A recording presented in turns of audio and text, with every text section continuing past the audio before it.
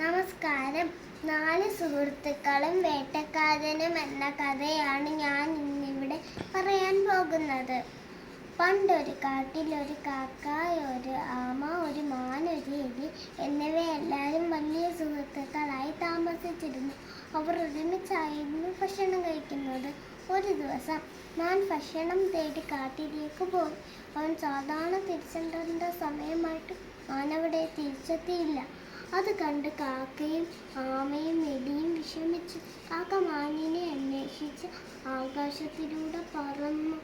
ആ വഴി ചെന്നപ്പോൾ മാൻ അവിടെ വേട്ടക്കാരൻ്റെ വലയിൽ കുടുങ്ങി കിടക്കുന്നത് കാക്ക കണ്ടു.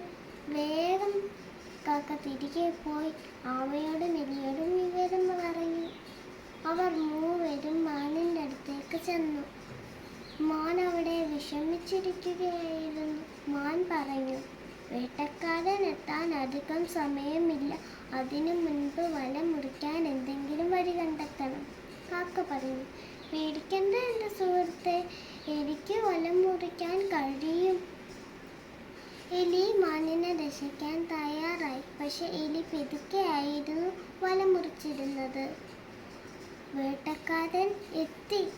കാക്ക പറന്നുപോയി. എലിയും മാനും ഓടി രക്ഷപ്പെട്ടു. പക്ഷെ ആമയ്ക്ക് മാത്രം പെതുക്കെ നടക്കാൻ കഴിഞ്ഞുള്ളൂ.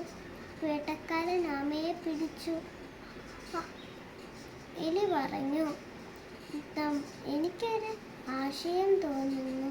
അതനുസരിച്ച് മാൻ അവിടെ വേട്ടക്കാരൻ്റെ മുൻപിൽ മരിച്ചതുപോലെ അനങ്ങാതെ കിടന്നു. അത് കണ്ട് വേട്ടക്കാരൻ ആമയെ അവിടെ വെച്ചിട്ട് മാനിൻ്റെ അടുത്തേക്ക് ഓടിച്ചെന്നു.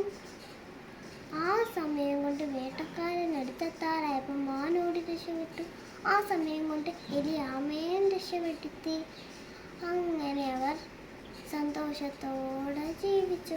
ഈ കഥയിൽ നിന്ന് നമുക്ക് കിട്ടിയ സന്ദേശം, ഒരുമിച്ച് പ്രവർത്തിച്ചാൽ എന്തും നേടാൻ കഴിയും.